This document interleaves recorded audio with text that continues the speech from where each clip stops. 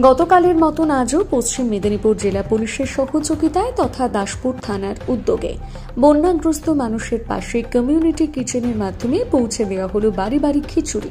এদিন দাসপুর থানার কর্মরত পুলিশ অফিসার এবং পুলিশ কর্মীরা দাসপুরের রাজনগর গ্রাম পঞ্চায়েতের রাজনগর পশ্চিম প্রামাণিক পাড়ায় খিচুড়ি বিতরণ করতে দেখা গেল।